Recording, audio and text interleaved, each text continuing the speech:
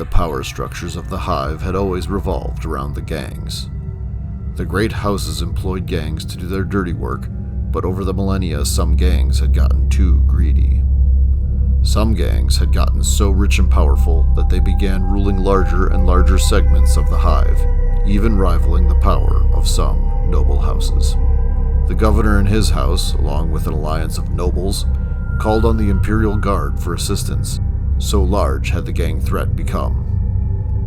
The Imperial Guard were ruthless and merciless in their execution of their orders. Whole swaths of the Hive had been laid to ruin, and the amount of death was tremendous. Sectors that had booming economies, bustling marketplaces, and thriving communities were wiped out. Much of the Hive had been left abandoned, and the surviving members of the gangs became gangless, and many now considered themselves outcasts. So join me as we explore a new type of Necromunda campaign, mixing skirmish warfare with RPG elements, and where each player plays one of these outcasts. This time on JD in the Sump Sea.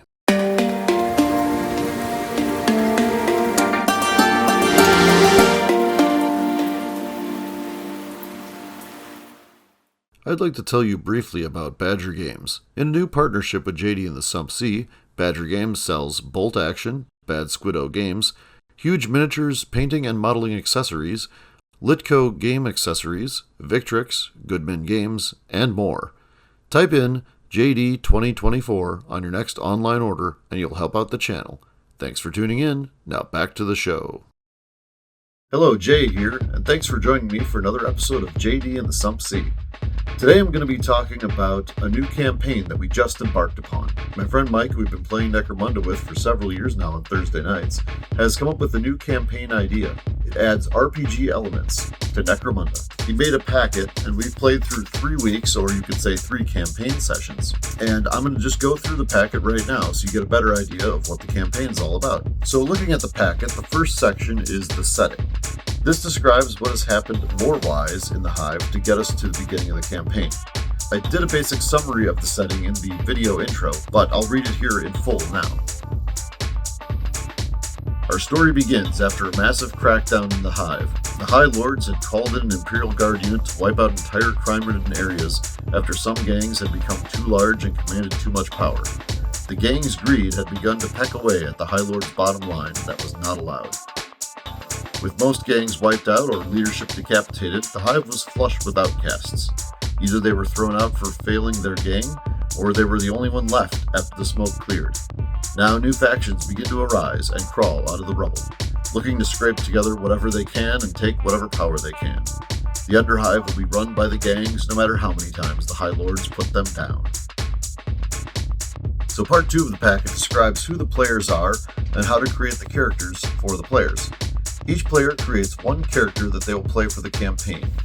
Each player picks one of the 6 major houses, Orlok, Cawdor, Goliath, Van Saar, Dalak, or Escher, and then rolls on the chart to find out which role you played in your gang. You also start with 1 primary skill, and then you also get to increase 2 characteristics, and you begin with 100 credits to spend on anything that your role could begin with from the house book of your character's origin. I decided to play Escher since I hadn't played Escher before and I thought it'd be pretty cool to try out a new gang. I rolled on the chart and found out that my Escher was going to be a specialist. I named her Lektra Daggershard and then had to decide how I was going to equip her. So Dale was going to be the leader and Ben was going to be a champion. So both of them had more survivability based on the fact that they had more than 1 wound, so I decided I needed to figure out how I was going to survive with only 1 wound. I upgraded Lektra's weapon skill to 3+ and her attacks to 2. I gave her the Step Aside skill, which allows her to easily dodge a shot on a 3+. Leaning into toxic weapons, I gave her a stiletto sword and a needle rifle along with Chem Synth. The stiletto sword will allow her to parry an incoming attack, and hopefully dodge another one with Step Aside. I bought her flak armor and an auto pistol to round out her equipment. It took me a few weeks before I could paint her, but you can see here the finished product and I think she looks pretty good. But I may actually update her colors to fluorescent once I get some appropriate paint.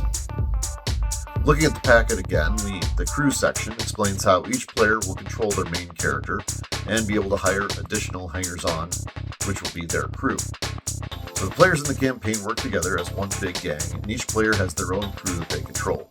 There will be one gang sheet for the whole gang, and one person should take care of it. Experience is handed out based on normal things in the rulebook one would experience from, in addition to other things that the arbitrator may deem worthy of experience. Characteristics can only be upgraded twice total during a campaign unless the arbitrator says otherwise.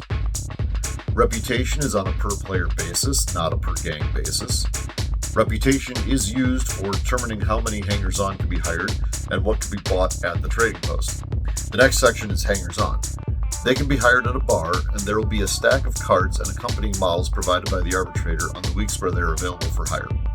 It says here after 5 rep you can hire 1 hanger-on, and after 10 rep it's another hanger-on or a brute.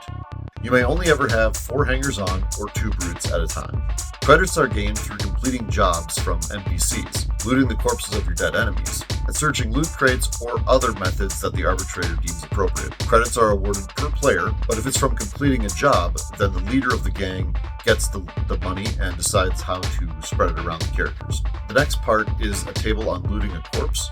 It's a simple action and you roll on the chart to see what you found. It could be equipment that they had, or credits, or both.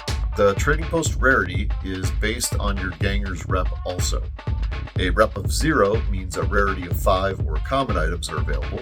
Each rep point is added to 5 to determine the rarity of the items available at the trading post. Black market items are only purchased at some vendors that the arbitrator sets up, and players could go between law-abiding or outlaws based on what the arbitrator deems their motives of their actions. I must stress that this is a beta version of the rules, and Mike reserves the right to change them at any time. I think this is a really interesting way to play Necromunda, and opens up the possibility for many new experiences and role-playing opportunities. Well, time will tell how this shakes out, but we've played 3 games, and I'll be making battle reports for each of them, and I'll release them in the upcoming weeks, and I must say so far it's been going pretty well. I've had a really good time, and especially after this last game. I thought this last game was particularly fun, which you'll see coming up in a few weeks. But what do you think of this idea?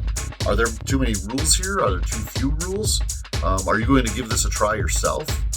Any feedback would be awesome. But that's all I've got for you this time. As always, thanks for watching. Please like and subscribe.